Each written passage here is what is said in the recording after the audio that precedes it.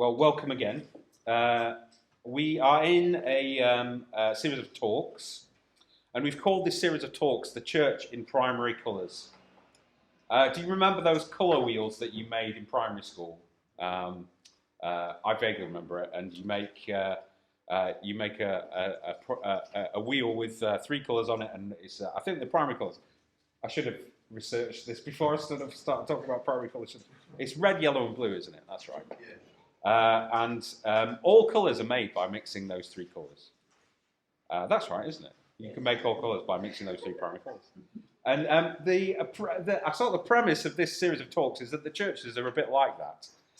They have basically three things going on. There's an upward move and a move of spiritual transformation. There's a move into community, a kind of inward move, and then there's a move outward into the world.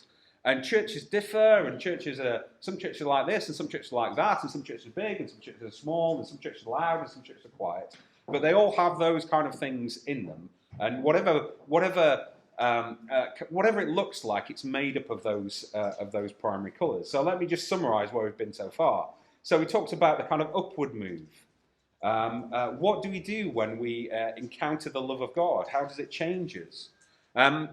You, like me, would have kind of occasionally seen those documentaries where something really traumatic would happen to someone. Perhaps it's an illness, perhaps it's a kind of calamitous accident, and they survive and they come through, and they would say something like, "I feel I've received my life back as a gift, and it completely changed how I lived." That moment has transformed them. In the future, they approach things completely differently to their life in the past, and that is what it is to encounter Jesus. You feel like your life has been given back to you. When Becca and I were commissioned, the preacher said, "Basically, guys, this church has one job, and that's to help people follow Jesus. That's it. That's you've got one job." That of course is complicated, and many various things you need to do to achieve that. But we just are convinced by the first move in that is that people encounter the love of God. The gospel is grace, the gospel is mercy, but then the rest of our lives are lived in gratitude, completely transformed. Romans 12, don't conform any longer to the pattern of this world. Live according to a new pattern of life. In view of God's mercy, it says there, offer your lives as a living sacrifice. This is your logical act of worship. Your life has been bought back. Now live your life in living out the logical consequences. So that's the upward move. Then the inward move, we talked about last week, the kind of move towards community. The way of Jesus is a way of community. It's a way with others. Again, Romans 12, love must be sincere. Hate what is evil, cling to what is good. Be devoted to one another in love. Honour one another above yourselves. Be joyful in hope, patient in affliction, faithful in prayer, share with the Lord's people who are in need, practice hospitality. All churches, all Christians really, well, not all of them, but a lot of us love that idea of the withness of this project, of this life, that it's done with others and in community. And if you ever get into a conversation with anybody who maybe isn't a follower of Jesus, they might say a couple of things, and I've literally had these things said to me this week. They'll say, I admire faith, I wish I could have faith, I really wish I had that belief in something greater than myself. People say that. But they also say, I really admire the community of faith, that they want that kind of those deep, committed relationships where people journey with each other through the ups and downs of life. So in the church, we admire it. Outside the church, it's admired, but of course it's rarely practiced because it's costly and it's sometimes disappointing and frustrating, and it never quite meets our expectations. There's a challenge and an invitation to invest in something that we will find ultimately to be imperfect. You only have to read the New Testament to see that this community of love, this church, this body of Christ, is a very fragile thing. All sorts of things go wrong. And this is for the early Christians, those who had walked with Jesus, literally knew him in person. So it has to be renewed all of the time. And the first thing you have to do is remind people that to be a follower of Jesus, to be part of a body, because there's always this kind of particularly in our culture, a gravitational pull to individualism, to kind of going our own way. So that's the up, that's the in, and now for the out. What will the church be for others? In one of the Gospels, the Gospel of Luke, and the Gospels are sort of biographies of Jesus. It's a bit more complicated than that, but that's more or less what they are. But there's a record of an event where a religious expert comes to Jesus and wants to debate with this new hotshot rabbi that's wandering around preaching about the kingdom of God. And he says basically, what's the most important thing? Come on, just put yourself out there, lay your cards on the table. And Jesus replied, love the Lord your God with all your heart and with all your soul and with all your mind. This is the first and greatest commandment. And the second is like it. Love your neighbour as yourself. All the law and the prophets hang on these two commandments. So 2 commandments, love the Lord your God with all your heart and your soul and with all your mind.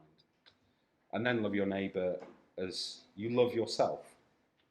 And both are commands to prefer someone else over yourself. Love the Lord your God with all your heart, all your soul, and all your mind. Give everything inside you and outside you to that life of love. And the second commandment is love your neighbour as yourself. The lawyer, the religious expert, of course, asks, so who is my neighbour? Which, to be fair to him, I would be asking the same question. Because if I was really going to try and love someone as I loved myself, I would want to know who that person was, and also who I wasn't expected to live like, because I would kind of feel that's a bit of a tall order. So he asks a perfectly legitimate question, and then you get a famous parable, of course, which we're going to talk about in a minute, which is the parable of the Good Samaritan. And that parable is such a powerful story that it's literally sunk into our language. It shapes how people speak even today. I have a friend of mine wrote a whole book on how politicians use the words from the Good Samaritan to kind of make their case. You would hear it like people saying, we're not going to pass by on the other side. Drawn straight from the parable. We're not saying that they believe it or kind of connect with it or even know what they're saying, but this story is so powerful that it has literally reconstructed our language. Anyway, but we'll come back to that. Let's first read from Luke chapter 4, 14 to 30. This is on the sheets that you have with you, if you want to read along. So Jesus returned to Galilee in the power of the Spirit. The news about him spread through the whole countryside. He was teaching in their synagogues, and everyone praised him. He went to Nazareth, where he had been brought up. And on the Sabbath day, he went into the synagogue, as was his custom. Jesus went to church. I like that about this. That's an aside. He stood up to read.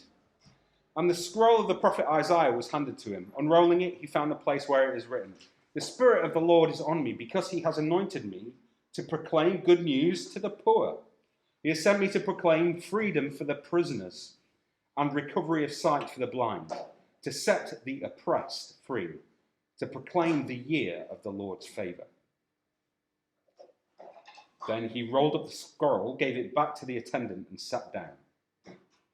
The eyes of everyone in the synagogue were fastened on him.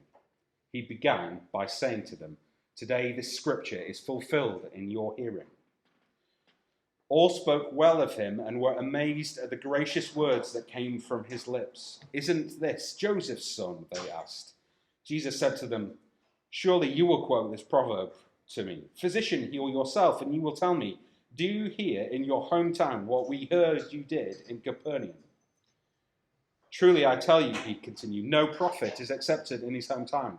I assure you that there were many widows in Israel in Elijah's time, when the sky was shut for 3.5 years, and there was a severe famine throughout the land. Yet Elijah was not sent to any of them, but to a widow in Zarephath, in the region of Sidon. And there were many in Israel with leprosy at the time of Elisha the prophet, yet none of them was cleansed, only Naaman the Syrian. All the people in the synagogue were furious when they heard this. They got up, drove him out of the town, and took him to the brow of the hill, on which the town was built in order to throw him off the cliff. But he walked right through the crowd and went on his way. This is the word of the Lord.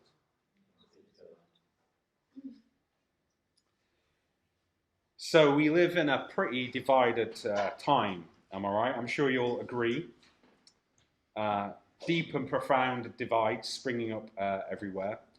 Human beings just seem to have this instinct for putting themselves in different corners and antagonizing each other.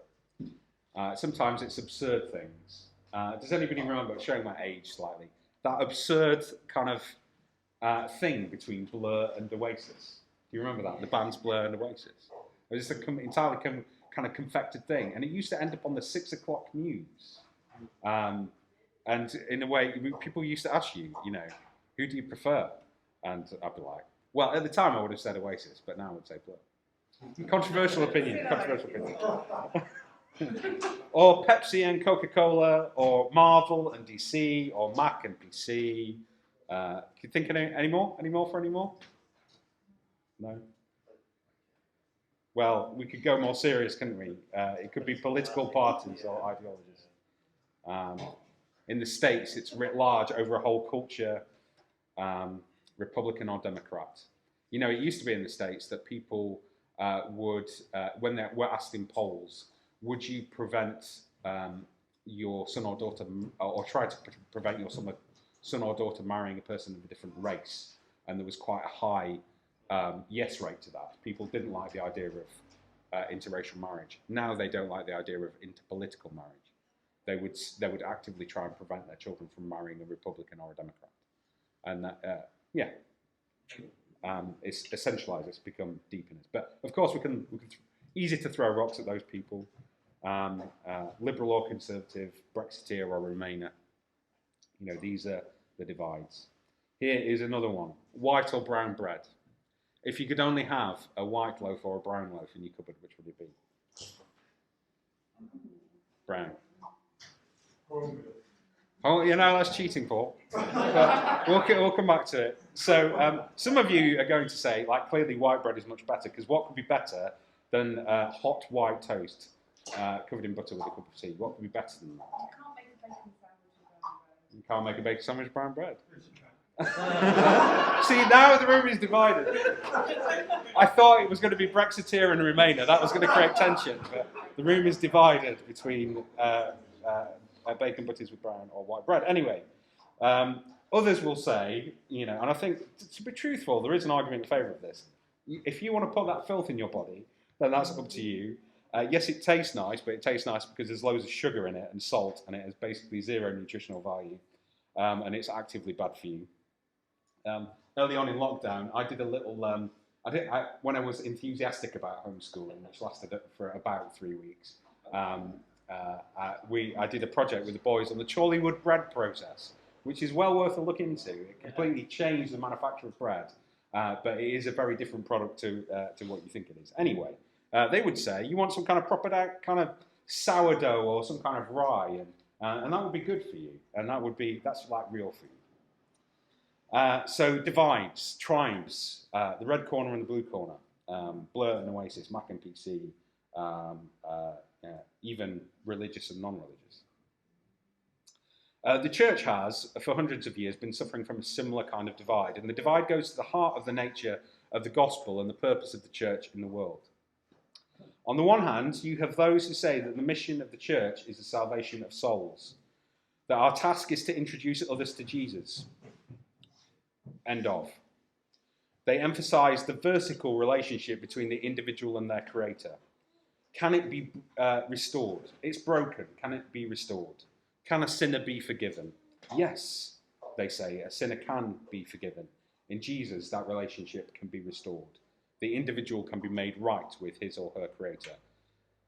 And they would say, well, what does the Bible tell us to do? Go into all the world and make disciples of all nations. That's what Jesus told us to do. That's right. But on the other hand, you have those who say that the mission of the church is basically the humanization of society, to make it a more humane, a kinder place. To be saved is to turn to our fellow human beings in a new way. And these people emphasize the horizontal relationship between people in society, not so much the vertical relationship between the individual and their creator.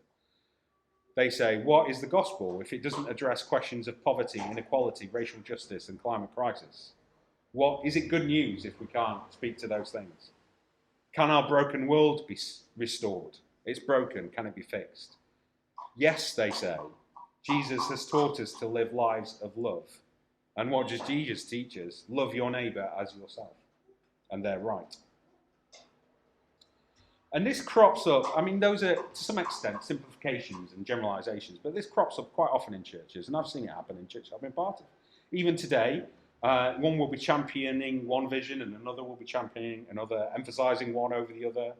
And I've been around long enough to see that happen now and again.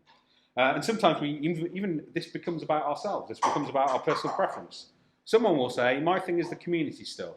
I'm a bit uneasy with all the mumbo jumbo. My thing is the community stuff, making a practical difference.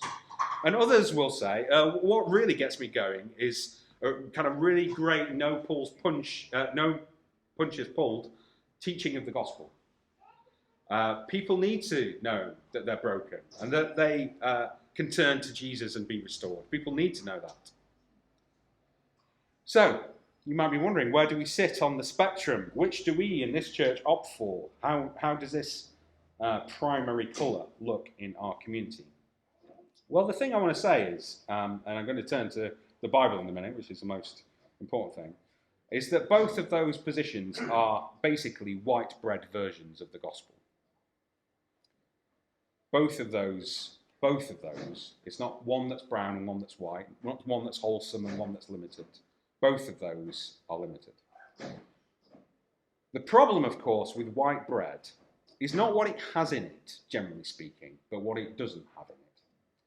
And when you mill the wheat for that white flour, you take out all the bran and the germ, which is the good stuff, the stuff with nutrients in, the things that contains the fibre and the vitamins, and you end up with, I think is it called the endosperm or something like that? Just the white stuff. What you need is the whole grain. We know that, really. You need bread with nout taken out. Okay, who's that? That's Allinson's bread, isn't it? But other kinds of good bread are available. Let's turn to these verses. Jesus has started his ministry after his baptism, after his testing in the desert. The first thing he does is start teaching in the synagogues. This one happens to be the synagogue in his hometown. Word is getting around. Everybody likes this new preacher. It's home territory as well. It's a home game. And he's given in church, synagogue, he's given the scroll of the prophet Isaiah, and he reads the words, "The Spirit of the Lord is on me, because he's anointed me to proclaim good news to the poor. He sent me to proclaim freedom for the prisoner and recovery of sight to the blind, and to set the oppressed free, and to proclaim the year of the Lord's favour."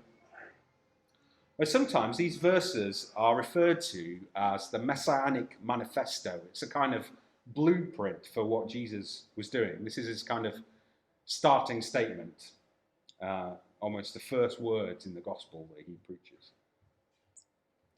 And what happens in that dramatic moment is that Jesus finishes the reading and then sits down. In that time, actually, people would teach in the synagogue from a sitting down position. So he's about to begin his talk, is what that means. We kind of think he just reads it and it's kind of like a mic drop thing, and he's like, this is going to happen. And I'm like, whoa, what's all this? But no, he's starting his talk. He's starting his talk and saying, this is now happening. This promise is being fulfilled. Jesus is quoting from Isaiah 61. And the idea of the year of the Lord's favour refers to the book of Leviticus and prescriptions there, which relate to the idea of Jubilee. Jubilee. Jubilee is a rhythm of Israeli, not Israeli now, but the people of Israel's culture, where God determines that periodically, every 7 years, the gap between the haves and the haves-not should be reduced. That debts should be cancelled. That people who have had to sell things that were given to them in the kind of distribution when they arrived in the Promised Land, that they should be restored to their original owners. So there's this, every 7 years, in theory, scholars debate about whether it happened in practice, there was this equalizing moment where everything was reset.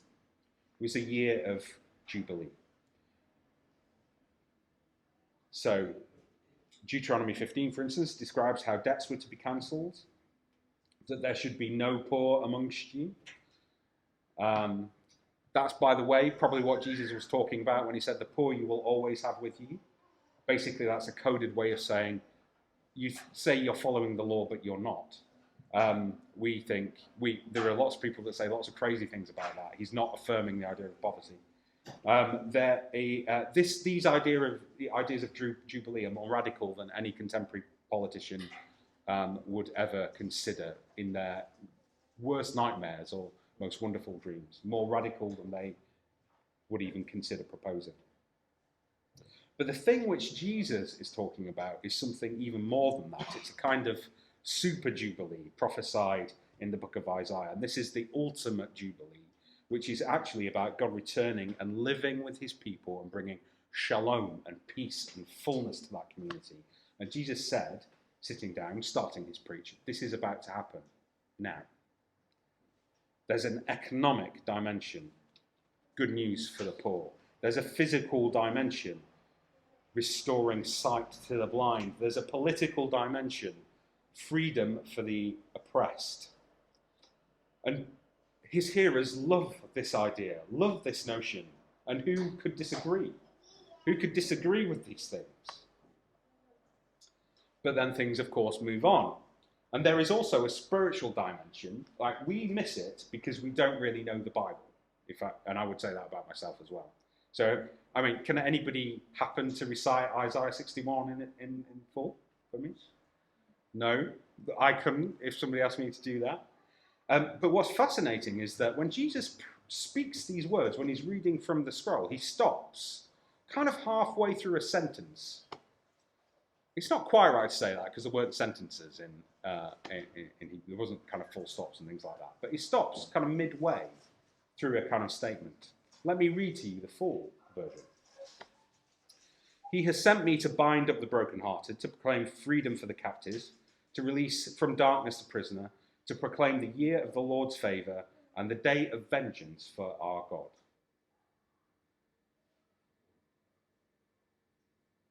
So, for some reason, Jesus chooses not to mention the vengeance of God. So, what were these people getting so het up about?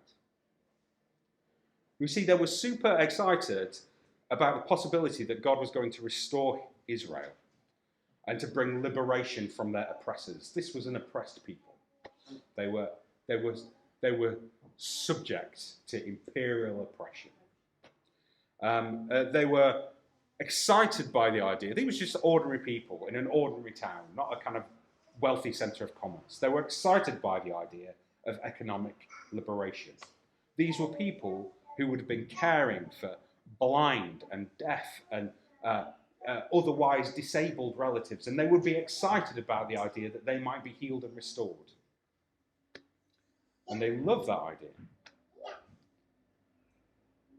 But there's also something else. There's a possessive attitude, and Jesus knows it. That's why he says, you're going to say to me, we have heard all that happened in Capernaum. Do the same here in your own countryside. Right? We've heard you're doing some great stuff. We believe that this is a moment of jubilee and a moment of liberation. Please demonstrate it by doing these things here. But he's about to kind of offer them something else to chew on. He then says, let me point to you what the true prophets do. They serve the nations and point to God through healing and feeding those who aren't on the inside, through the people that aren't the people of Israel. That's what these weird references to Elijah and Elisha are about. These prophets, where were they in times of pain and crisis? Elijah was not in Israel, but he was with a widow in Zarephath in the region of Sidon, a foreigner. That was where the food went. And there were many in Israel with leprosy at the time of Elisha the prophet, yet not one of them was cleansed, only Naaman the Syrian. So this message of hope, this Jubilee proposed by Jesus, is not, he's saying. He's basically saying, this is happening, but it's not about you. It's not for you, or at least not for you exclusively. It's for those beyond the boundaries of Israel. You think that God's mercy is going to stay put, and you think that you'll get the blessing and they'll get the vengeance. But he doesn't mention the vengeance. And then he says, the blessing of God is about to flow to those beyond the boundaries. You think this great cosmic jubilee, this time of healing and reconciliation and freedom is for you. But it's not. It's for those beyond the boundaries. So Jesus cancels the day of vengeance.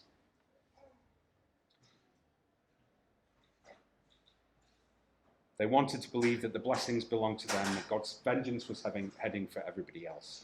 The thing which is taken out, the thing which is taken out, is a thing which we could never bear. How can the Jubilee come without vengeance? How can justice come if the people that made it happen, who've made all the injustice happen, if they don't get their just deserts, how can there be justice? How can the justice of God be satisfied in such a sinful and broken world? How can sinners be dealt with if God will not take vengeance? Only if the justice of God is met by the mercy of God in the body of Jesus on the cross. The vengeance is not coming, the wrath will not fall because it falls elsewhere.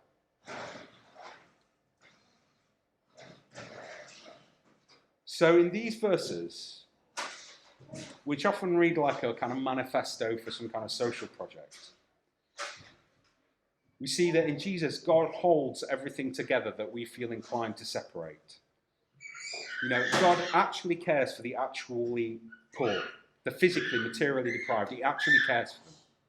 He actually wants to lift them up. He actually cares for those that are deprived of the means of life. And this is the heart of what God is doing in Jesus when Jesus announces the kingdom. The kingdom will come, and it's not one of injustice. This program of liberation is material, physical liberation and spiritual liberation. It's physical liberation and it's spiritual liberation.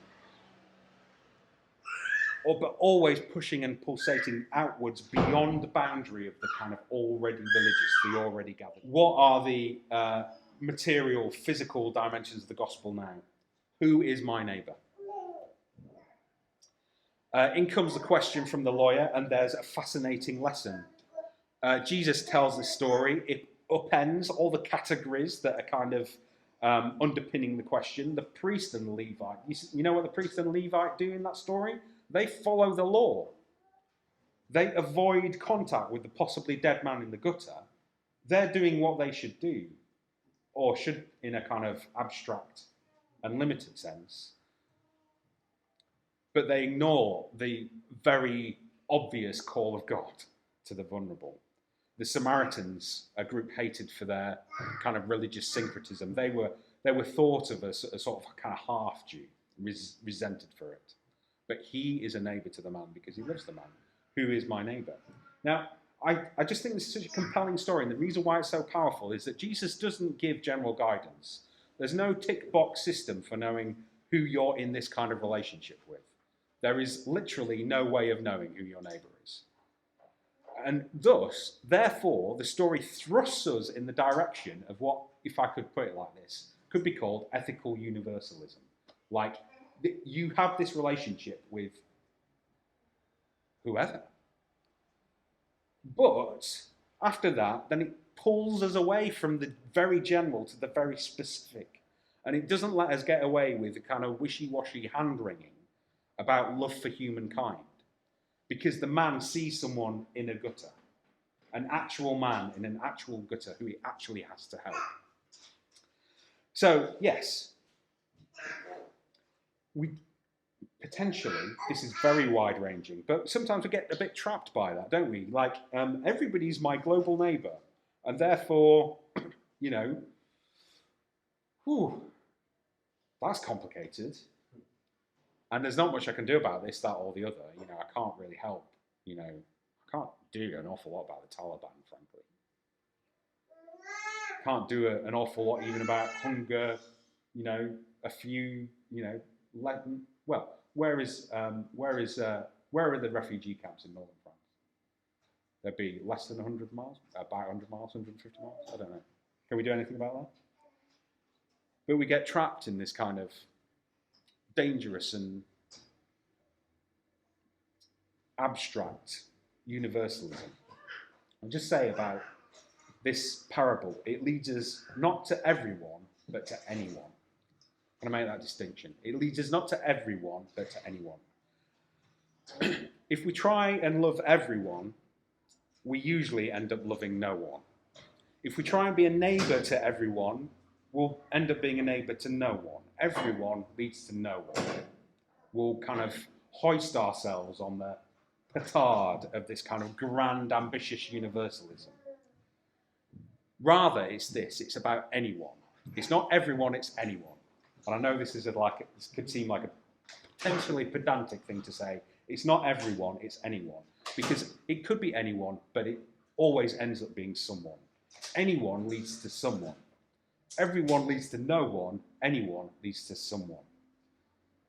We see in our desire to show the love of God and to embody the love of God for anyone, we will find someones. We will find actual people who actually are in a gutter and actually need our help. We won't be trapped in a kind of ambitious universalism, but we're drawn into the specific of the people in front of us and their needs.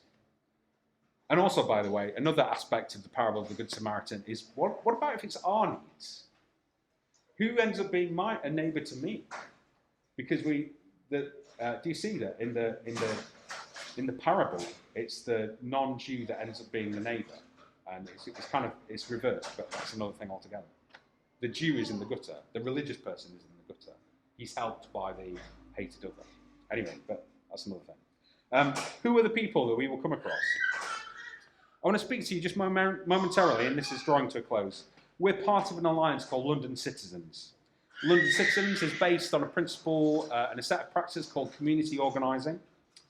And community organising came out of 1930s Chicago, when that country was, or that city was riven by corrupt kind of mafia governance, basically.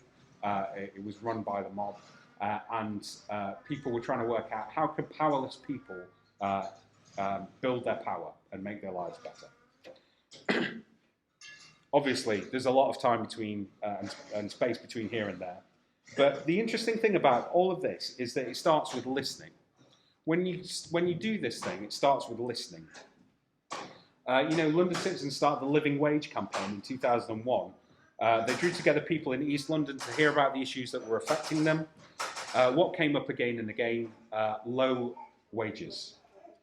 This was a time when the minimum wage was about £3.70 in 2001. So they came up with the idea of a living wage. We have to provide people with a wage that actually enables them to live just even a basic life. Why am I talking about this? Partly as a kind of, just to let you know that this thing is part of what we are and do, but also because it starts with listening. It starts with the act of listening. Sitting down with someone, looking them in the eye and saying, what's causing you pain right now? Where are you? What's your life been like in the last wee while? This is how we know who's in a ditch and what kind of ditch they're in. We have to open our eyes and see what's around us and be in the rhythm and the practice of life. So what does this loving neighbour thing look like for us? Of course, there is just a being kind to people, but I think there is a more structured version, which we're trying to get to with this community organising stuff, where you say, as an institution, we're prepared to sit down with people completely unlike us and just listen to their life, and we listen to their stories and listen to their experience and work out where we can work together. And we actually do that. We do that up at Foxfield. We do listening in the playground. We talk to people. We invite them to speak to us. We've done it with the English Club. and then you begin to act. You begin to go about the work of dragging them out of the ditch. Or maybe they begin to help you, dragging you out of your ditch. One last thing about this parable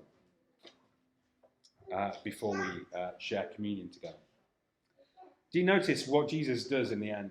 Do you notice what Jesus does in the end of the parable? He stops the debate. It's an interesting debate. It's a fascinating debate. It's an incredible kind of rhetorical piece of work that Jesus goes. It upends everything. It changes all the kind of preconditions of the question, the premises of the question. They're all reworked. And you could spend, like people have done PhDs on this parable. I could spend a whole 10 weeks preaching on it. I'm not going to do that, don't worry. And I'm going to stop now, don't worry. But he finishes the debate. Jesus draws it to a close. He says, go and do likewise. Do not dare sit in your church and talk about it. Go and do likewise.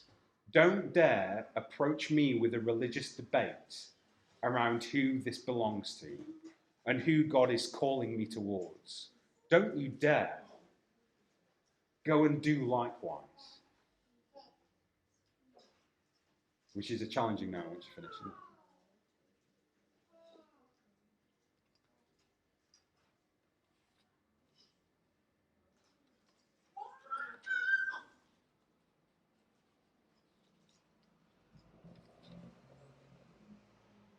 Lord God, we thank you for your word, and we thank you for the way it works down into our hearts. Lord, I just pray that, Lord, anything which I have said which is kind of ungentle or unwise or misdirected, Lord, that you will take it away. Lord, I pray that by your Spirit, the words of Jesus will resonate in our hearts and minds this afternoon for the rest of this week. Lord, draw us towards yourself and then send us out to those around us.